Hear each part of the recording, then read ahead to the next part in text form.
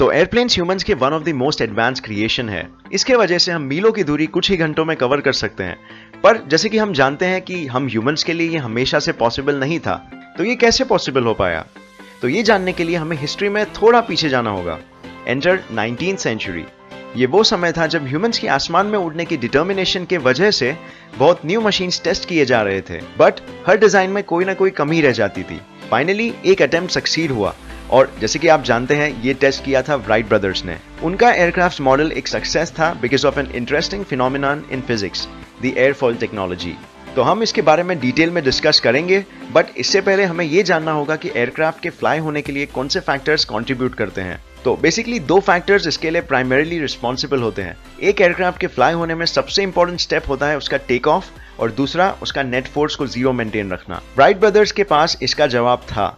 उन्होंने ऐसे विंग्स बनाए यूजिंग द एयरफॉइल टेक्नोलॉजी जो यूज करता है Newton's third law of motion aircraft को बैलेंस करने में। मोस्ट इंपॉर्टेंट पार्ट्स एक एयरक्राफ्ट के होते हैं उसके विंग्स। उसके विंग्स ही होते हैं जो उसे ड्यूरिंग टेक ऑफ, बैलेंसिंग और लैंडिंग में हेल्प करते हैं। एयरफॉइल टेक्नोलॉजी में राइट ब्रदर्स ने कर्व्ड शेप के विंग्स बनाए। ये विंग्स के कर्वेचर की वजह से एक बहुत ही इंटरेस्टिंग एडवांटेज मिलता है एयरक्राफ्ट्स को during take off and flight. Curved shape के विंग्स एयर मॉलिक्यूल्स को डिफ्लेक्ट करते हैं downwards. This is because of Newton's third law of motion. Every action has an equal and opposite reaction. So, wings का downward force on air molecules देता है एक upward lift aircraft को। ये lift counter करता है gravity के downward force को और aircraft में zero net force maintain रखता है। अब क्योंकि aircraft balance रहेगा in air, तो उसको एक तरह का propulsion यानी कि forward force चाहिए, right? तो ये propulsion देते हैं propellers, जो कि लार्ज फैंस टाइप होते हैं और ये बेसिकली एयरक्राफ्ट को फॉरवर्ड एक्सेलरेशन देते हैं। तो ये था बेसिक मॉडल राइट ब्रदर्स के प्लेन का और ये सारे फैक्टर्स की वजह से उनका एयरक्राफ्ट सक्सेसफुल रहा। अब हम आज के मॉडर्न एयरक्राफ्ट की बात करते हैं तो इनका भी वर्किंग मैकेनिज्म बिल्कुल सेम ही होता है। हाउएवर इनके विंग्स बहुत एरोडायनामिकली एडवांस होते हैं और सिस्टम कंट्रोल होते हैं for various functions. So let's have a look. एक एयरक्राफ्ट को प्रॉपर्ली फ्लाई होने में जैसे हमने डिस्कस किए, सारे फोर्सेस के बैलेंस होना जरूरी है। तो जैसे ग्रेविटी और लिफ्ट फोर्स का बैलेंस होना चाहिए, वैसे ही प्रोपल्शन और उसके ऑपोजिंग फोर्स का भी बैलेंस होना चाहिए। इस ऑपोजिंग फोर्स को ड्रैग फोर्स कहते हैं। एयरक्राफ्ट के एरोडायनामिक डिजाइन इस ड्रैग फोर्स को कम से कम रखने में बहुत ही हेल्प करते हैं ताकि प्रोपल्शन एक फॉरवर्ड एक्सेलरेशन इजीली क्रिएट कर पाए। इनफ एक्सेलरेशन मिलने पे एयरक्राफ्ट टेक ऑफ कर लेता है because of the lift created from the curved wings. Modern aircraft के विंग्स एक कलेक्शन होते हैं ऑफ डिफरेंट पार्ट्स। ये पार्ट्स होते हैं फ्लैप, स्लैट्स और एलरॉन्स।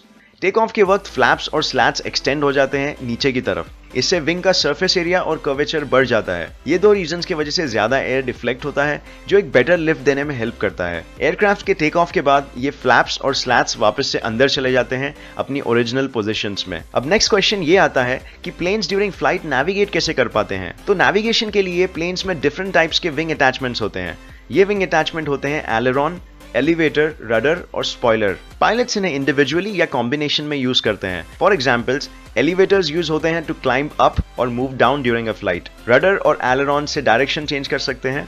फॉर एग्जाम्पल, अगर एक प्लेन को लेफ्ट टर्न लेना है तो वो दो तरीके से हो सकता है। जैसे आप भी इमेजिन कर सकते हो कि रडर को ऑपोजिट डायरेक्शन में पुश करके हम डायरेक्शन चेंज कर सकते हैं, बट इससे एलेरॉन से भी किया जा सकता है और वो होगा the right way to do it क्योंकि प्लेन और पैसेंजर्स को किसी टाइप का जर्क नहीं फील करना पड़ेगा। एलेरॉन्स से बेसिकली एक एयर प्रेशर डिफरेंस क्रिएट करना पड़ता है। ये डिफरेंस हम क्रिएट कर सकते हैं by moving one aileron up and another one down. इसके वजह से लिफ्ट फोर्स में डिफरेंस क्रिएट होगा और एयरक्राफ्ट एक तरीके से रोल हो जाएगा। और क्योंकि एयरक्राफ्ट फिर भी ऊपर लिफ्ट हो रहा है तो it clearly means it has changed it's path. अब फाइनली लैंडिंग के वक्त भी एक फाइनल अटैचमेंट यूज किया जाता है जिसे हम कहते हैं स्पॉइलर। स्पॉइलर बेसिकली एयरक्राफ्ट के ड्रैग फोर्स को बढ़ाता है और लिफ्ट फोर्स को रिड्यूस करता है। इससे एयरक्राफ्ट का स्पीड कम हो जाता है और वो नीचे की तरफ लैंड होने लगता है।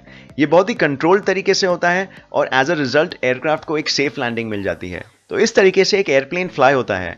हमने ये जाना कि एयरप्लेन्स यूटिलाइज करते हैं द एयरफॉइल टेक्नोलॉजी जो कि न्यूटन के थर्ड लॉ ऑफ मोशन पे बेस्ड है। हमने ये भी जाना कि एयरक्राफ्ट डिफरेंट अटैचमेंट्स की वजह से टेक ऑफ कैसे करते हैं, मिडवे फ्लाइट कैसे मेंटेन रखते हैं और फाइनली लैंड कैसे कर पाते हैं।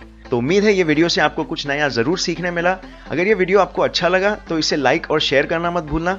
अगर आपको ऐसी ही और इन्फॉर्मेटिव वीडियोस देखने हैं इन फ्यूचर तो मेरे YouTube चैनल को सब्सक्राइब कर लीजिए by clicking the subscribe button. ये बिल्कुल ही फ्री है। तो मैं आपको नेक्स्ट वीडियो में मिलूंगा ऐसे ही किसी इन्फॉर्मेटिव वीडियो के साथ। तब तक के लिए देखते रहिए और सीखते रहिए। जय हिंद।